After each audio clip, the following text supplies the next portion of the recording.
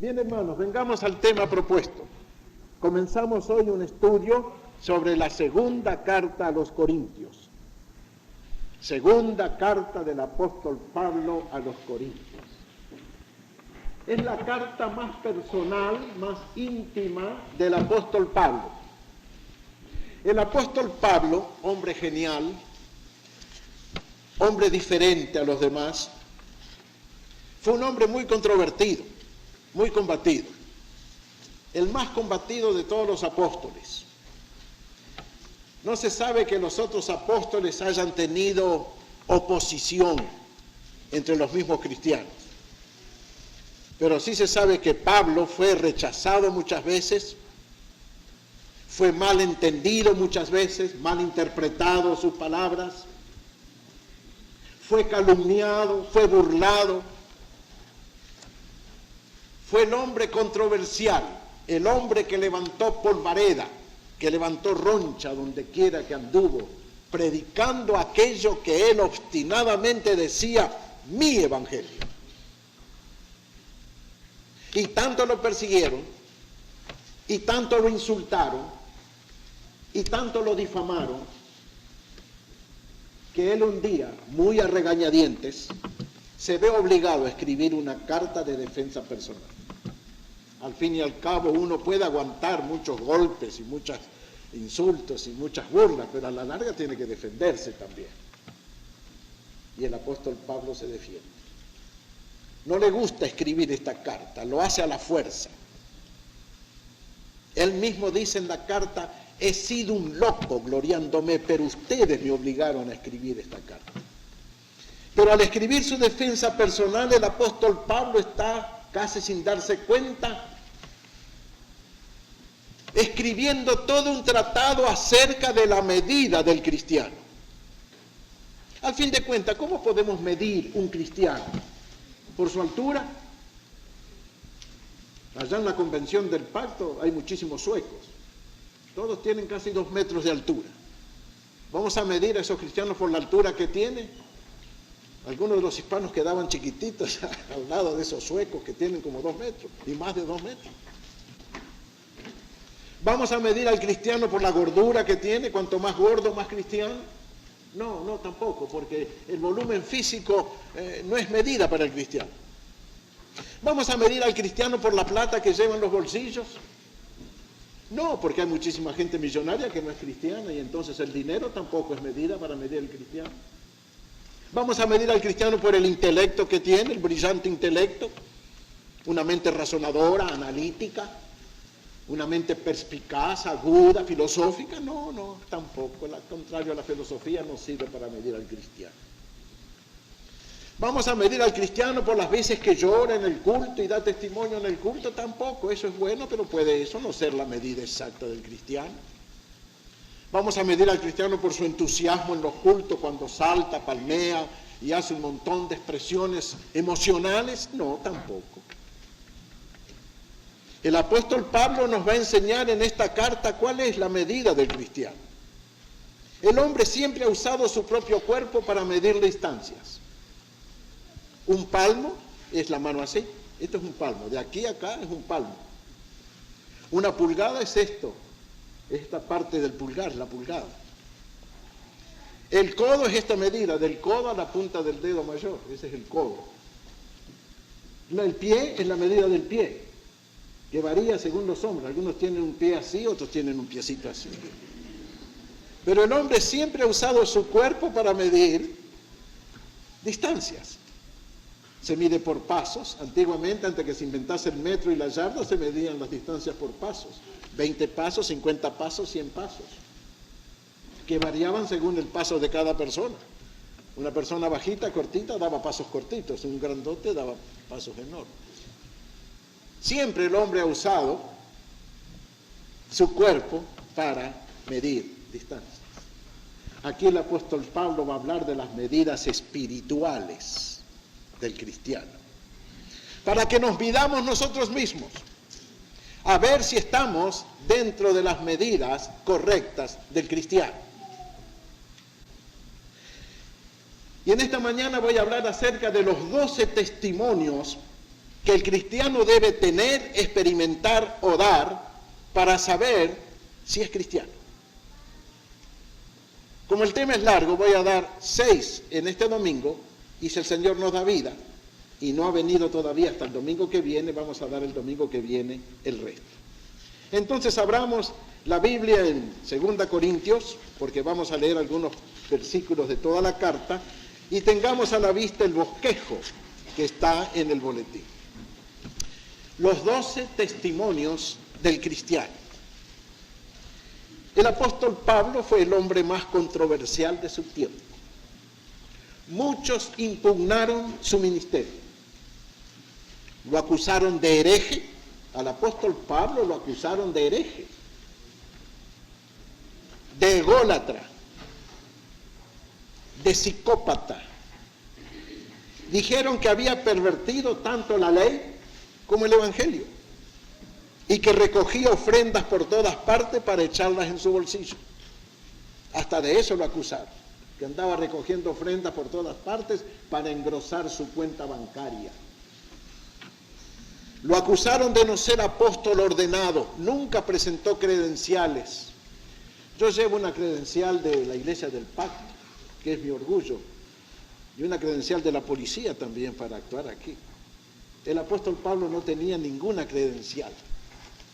Ni los apóstoles de Jerusalén le dieron credenciales, ni ninguna iglesia lo ordenó, ni nadie humano le dio a Pablo autoridad. Por eso Pablo decía, Pablo, apóstol de Jesucristo y por Jesucristo.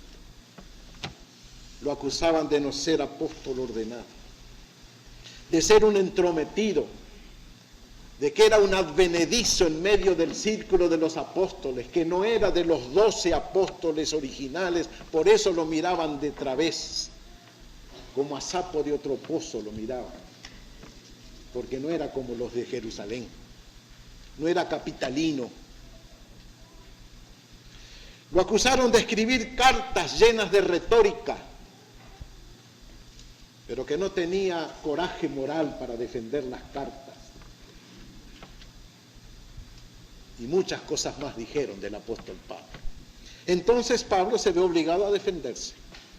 Y escribe esta carta que es su defensa personal, pero también, como dijimos al principio, un tratado sobre la medida del cristiano auténtico.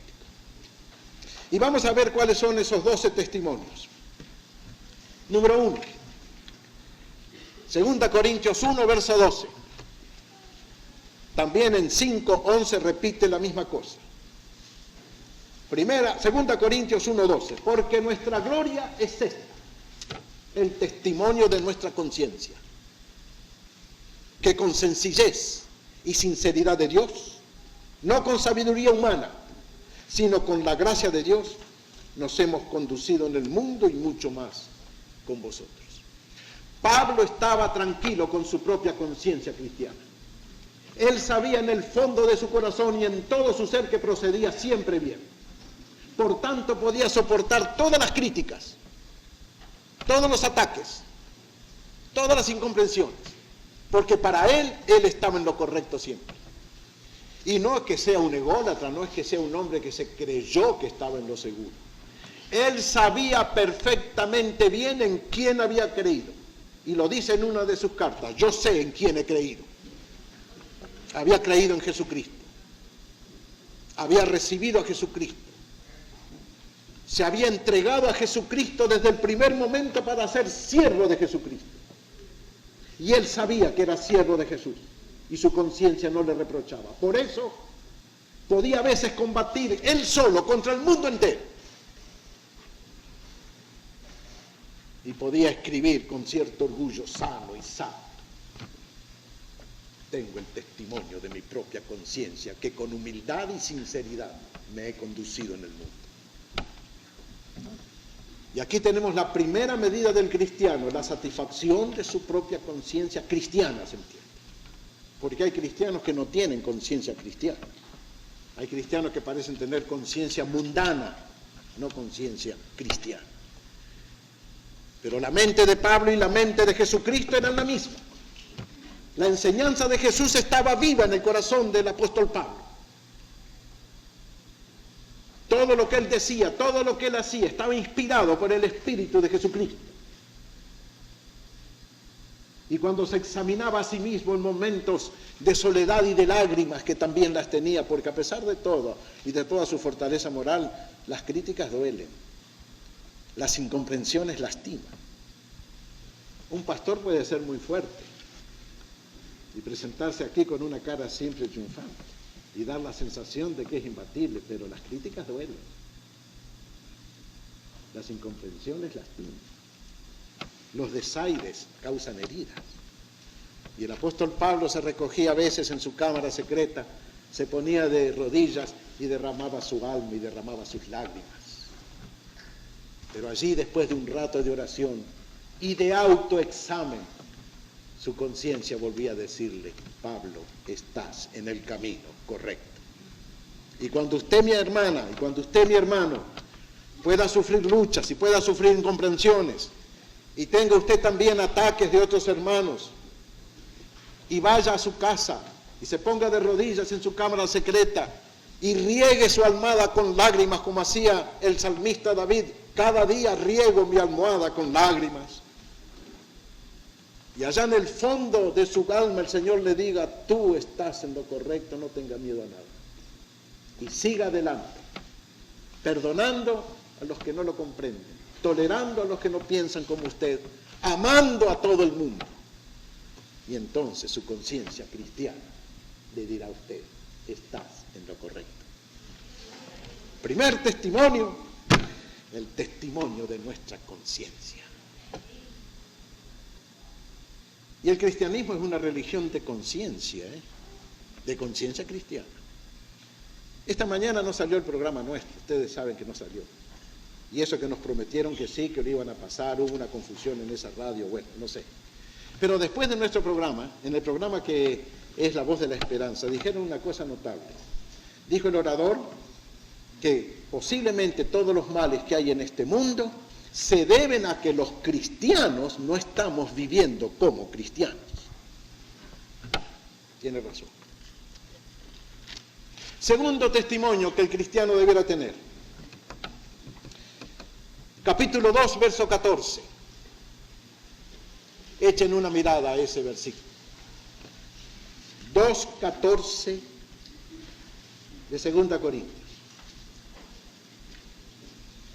Mas a Dios gracias, el cual nos lleva siempre en triunfo en Cristo Jesús, y por medio de nosotros manifiesta en todo lugar el olor de su conocimiento.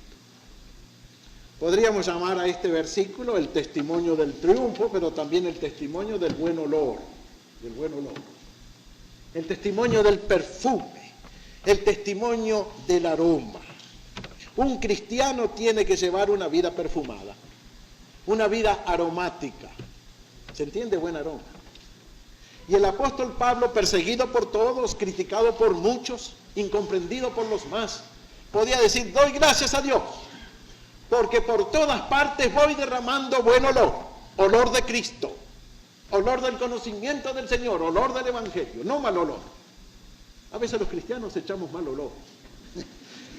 Mal olor físico muchas veces, porque nos hemos olvidado los beneficios del desodorante y del jabón. Pero peor que eso, echamos mal olor moral. Vamos regando mal testimonio donde vivimos. En la casa, hay cristianos que aquí echan buen olor, pero en la casa, pregúntele a la señora. Qué mal olor que echa. Y el hermano Pablo, no el apóstol Pablo, sino el hermano Pablo nos hablaba ayer acerca de cómo llevarse bien marido y mujer de tal manera que ninguno de los dos cause daño al otro y eche mal olor. El apóstol Pablo podría decir: yo derramo aroma de Cristo donde quiera que voy y doy a conocer a Cristo. Doy a conocer a Cristo. El predicador que estuvo anoche, el hermano Espina, que me encantó, de repente hizo una pregunta al grupo: ¿está dispuesto usted a confesar a Cristo con su boca? Bueno, todos pensaron, ese versículo es para los inconversos, y los evangelistas siempre dicen: si confesares con tu boca al Señor Jesús El hermano Espina dijo, no es ese versículo para inconversos, es para una iglesia, es para cristianos. ¿Está usted dispuesto a ponerse de pie hoy, dijo el hermano Espina, y decirle a Jesús, Jesús, yo te amo?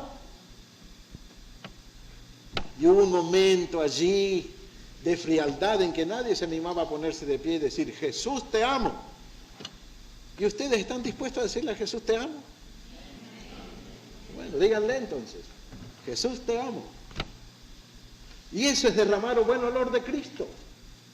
Pero sí es fácil aquí en la iglesia decir, Jesús, te amo, y cantar, Jesús, yo soy tuyo, y Señor, te seguiré, y Señor, te serviré. Es difícil hacerlo en el taller, en la oficina, en la escuela, a donde estamos trabajando y viviendo cada día. Allí es difícil ser más cristiano y testificar de Cristo.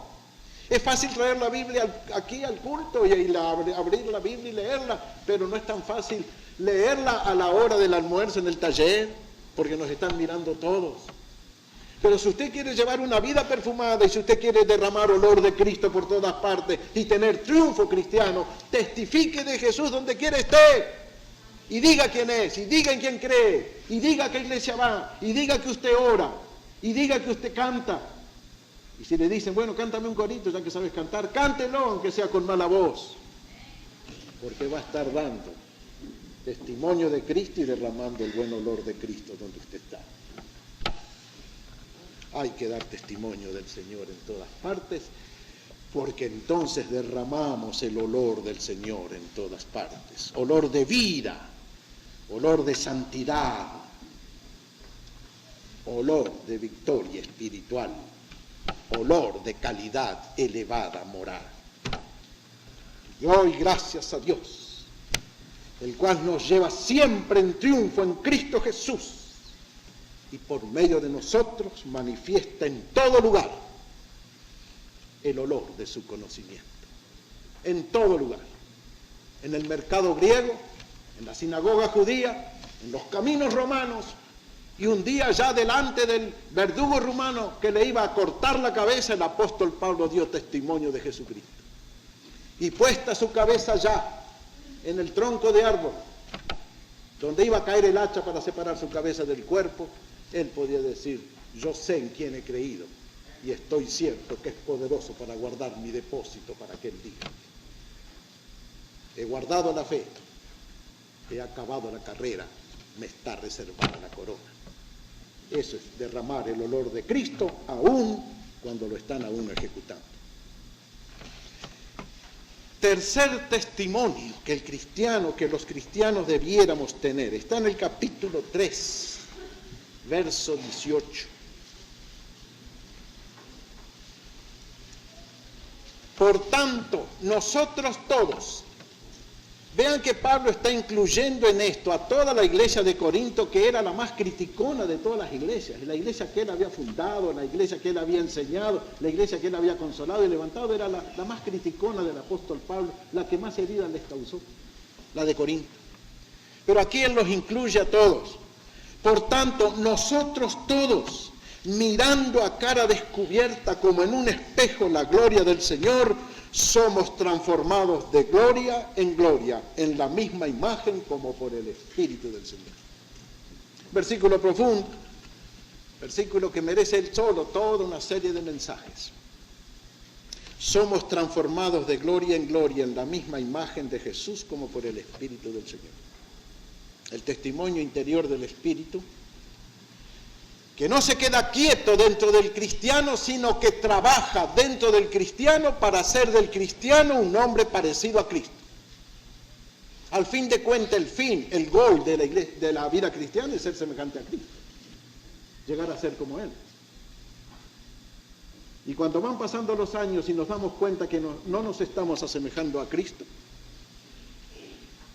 vamos a tener que preocuparnos y ver a dónde está la falla por la cual no vamos llevando la imagen de Cristo. El Espíritu Santo nos fue dado a nosotros, y ahora vuelvo a las enseñanzas de este hermano Espina que me gustaron tanto. Él dijo, ¿cuál es el objeto del hombre? ¿Para qué Dios creó al hombre? ¿Para qué lo creó? Lo creó como un vaso para ser llenado del Espíritu de Dios. Y cuando una persona se convierte, Dios lo llena con su espíritu. Y ese espíritu tiene que saturar poco a poco todos los departamentos del hombre, su cuerpo, su alma y su espíritu, los debe saturar de Cristo mismo, del amor de Cristo, de la paz de Cristo, de la mansedumbre de Cristo, de la humildad de Cristo. Y si han pasado 1 año, 2 años, 5 años, 10 años, 20 años de convertido y todavía no notamos que estamos saturados de Cristo, en alguna parte hay una falla. Y tenemos que corregir esa falla para que el Espíritu Santo vuelva a hacer la obra para la cual nos fue dado, realizar a Cristo dentro de nosotros. Por tanto, todos nosotros, mirando a cara descubierta, qué lindo es mirar a cara descubierta, ¿no? Porque el cristiano no tiene que tener máscaras, no tiene que tener disfraces, no tiene que tener tapujos, no tiene que tener una cara aquí y otra cara en la casa, una cara en la iglesia y otra cara en el trabajo. Tiene que ser siempre cara descubierta. Mirando a cara descubierta, francamente, limpiamente, noblemente, como hombres cristianos, como mujeres cristianas, como jóvenes cristianos. Como en un espejo, mirando como en un espejo la gloria del Señor, somos transformados de gloria en gloria. La gloria de la conversión, la gloria de la adoración, la gloria de la meditación de la palabra, la gloria del testimonio, de gloria en gloria. Avanzando paulatinamente como avanza la mañana después que ha salido el sol, así el cristiano se va transformando de gloria en gloria en la semejanza de Cristo. Ese es el testimonio que debemos tener. Examinémonos a nosotros mismos, mirémonos adentro. Preguntémonos cuánto hemos crecido y desarrollado desde aquel día que Jesús nos salvó y nos transformó, o nos convirtió más bien para su gloria. Y a ver si estamos nosotros cumpliendo el testimonio del Espíritu. Número 4, el tiempo vuela demasiado. El testimonio de la predicación, versículo 4, verso 5. Quizá terminemos con esto. Dejamos el resto para el otro domingo. Lean el verso 4, verso 5. Capítulo 4, verso 5. Porque no nos predicamos a nosotros mismos, sino a Jesucristo, como Señor, y a nosotros como vuestros siervos por amor de Jesús. Uno de los errores más comunes que cometemos es predicarnos a nosotros mismos. Grandes evangelistas se predican a ellos mismos. Grandes teólogos teologizan de sí mismos. Personas que dan testimonios en las iglesias testifican de sí mismos. ¿Qué es predicarse a sí mismo? Es sencillamente exponer la propia experiencia espiritual y pretender de que todos los demás cristianos sean moldeados según su propia experiencia. Hay hermanos, por ejemplo, que han recibido el Espíritu Santo y han hablado en lenguas. Y ellos creen de que todos los cristianos tienen que hablar en lenguas porque ellos hablaron en lenguas. Hay cristianos que están ferozmente en contra de los pantalones en las mujeres y piensan que porque ellos están en contra, todos tienen que estar en contra. Y predican con vehemencia de prohibir a las mujeres venir de pantalones o usar pantalones. Pongo por caso, no estoy ni a favor ni en contra de eso. Simplemente estoy mostrando cómo es predicarse a sí mismo. Es predicar su propia personalidad, es predicar sus propias ideas, predicar a veces sus propios prejuicios que los consideran cristianos porque son de ellos. Pero Pablo no se predicaba a sí mismo, aunque podía hacerlo porque era un hombre de recia personalidad. Predicaba a Cristo, presentaba a Jesús crucificado por todos los hombres. Hablaba de su sangre derramada por la redención de todos los hombres. Hablaba de su espíritu dado a todos los hombres por igual. Y si muchos convertidos de Pablo no seguían a Pablo, Pablo no se enojaba. Él podía decir con toda nobleza: yo planté, Apolo regó, pero Dios da el crecimiento. Y Pablo era un hombre que jamás iba a juntar discípulos alrededor de él. Pablo jamás fundaría la iglesia del apóstol Pablo. Él fundaba la iglesia de Jesucristo. Pablo jamás predicaría sus ideas personales, sus convicciones. Él sabía enterrarlas dentro de sí, olvidarse de sus prejuicios. Y él quería presentar a Cristo, el Supremo, a todos los hombres.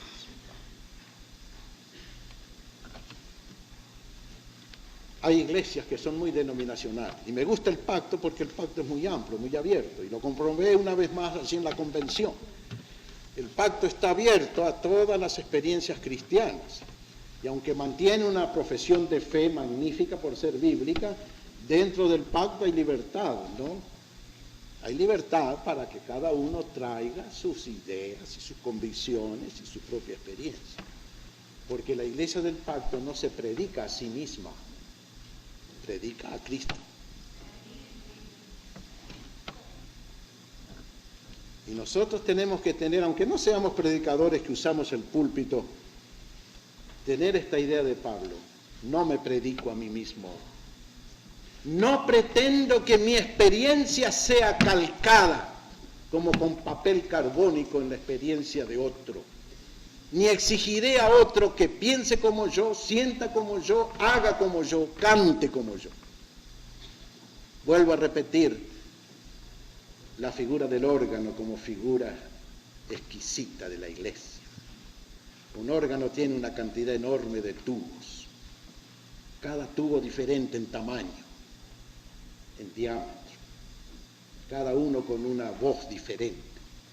Pero cuando el viento pasa por los tubos del órgano y hay un maestro en la consola, qué melodía, qué sinfonía sale. Y así es la iglesia, uno con esta experiencia, aquel con otra experiencia. Este vino a Cristo con lágrimas y llanto, aquel vino con una sonrisa. Pero en todos está el Espíritu de Cristo. Y nadie tiene que imponerle a otro sus convicciones, que son sus prejuicios. Más bien, todos debemos unirnos en una sinfonía de adoración a Cristo. No me predico a mí mismo, decía el apóstol Pablo, predico a Jesucristo. Y era sincero al decirlo. Tengamos nosotros siempre esta misma actitud. Si queremos ser cristianos cabales, mostremos a Cristo en nuestra vida. Hablemos el mensaje de salvación universal de Cristo. Y si Cristo quiere salvarlo a aquel de una manera distinta que me salvó a mí, Cristo tiene derecho a hacerlo. Y si Cristo quiere bendecir a aquel de una manera más abundante de lo que yo pienso que me está bendiciendo a mí, tiene derecho también de hacerlo. Al fin y al cabo, Él es el Señor. Y nunca, nunca pretendamos que nuestras ideas, nuestros prejuicios, nuestras convicciones vayan delante, sino más bien que todos presentemos a Cristo como el único Señor, el único Maestro, el único Salvador que todos tenemos. Vamos a finalizar aquí, dejando para el domingo que viene, Dios mediante, la continuación de los 12 testimonios del cristiano. Vamos a tener un momento de oración. Vamos a inclinar la cabeza. Vamos a adorar al Señor.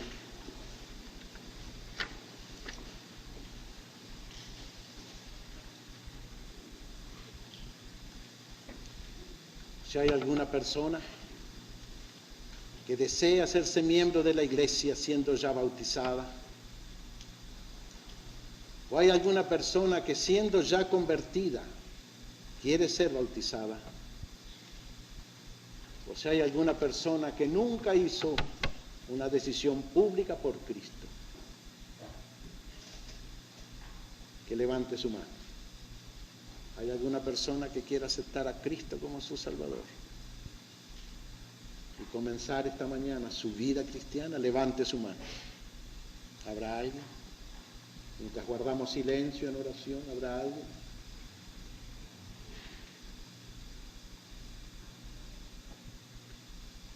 ¿Hay alguna persona que desea hacerse miembro de la iglesia siendo bautizada en otra iglesia?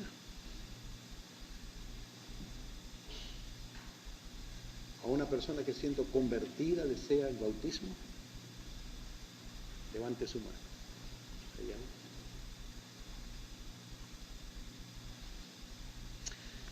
Vamos a orar.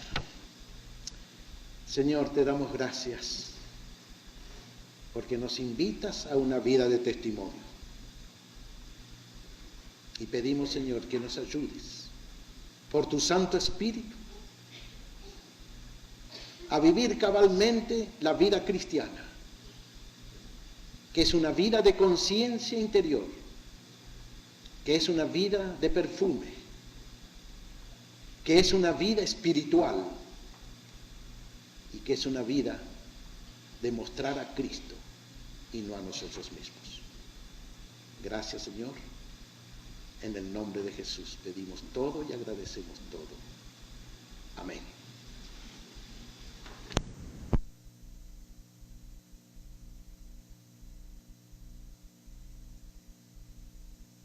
La última es exhortación a lograr la más alta victoria. Verso 21. ¿Alguien quiere leer el verso 21? No seas vencido de lo malo, sino vence con el bien el mal. No seas vencido de lo malo. Que el mal que está en el mundo no te invada, no te turbe, no te influencie. No te dejes ganar del mal que está en el mundo. No procedas como el mundano. No seas igual a él. No te rebajes a su altura. Tú eres hijo de Dios. Tú eres miembro del cuerpo de Cristo. Tú eres ciudadano del reino de los cielos. Tú tienes ya el Espíritu Santo en ti. Tú caminas de la mano con Cristo. No te dejes vencer por lo malo. Vence con el bien el mal. Esa es la verdadera y grande victoria espiritual. Vence con el bien el mal. La justificación por la fe que el apóstol ha venido enseñando en los capítulos anteriores debe concretarse en hechos. Si hemos logrado una justicia perfecta por la sola fe en Cristo, ahora debemos expresar los frutos de esa justicia en la vida personal y en la vida de la iglesia local. No hay que esperar a llegar al cielo para empezar a ser justos y vivir justamente. La justicia se vive aquí y ahora. Cuando se presenta el cuerpo en sacrificio vivo, todo es posible. Que el Señor bendiga la meditación en su santa palabra. Amén.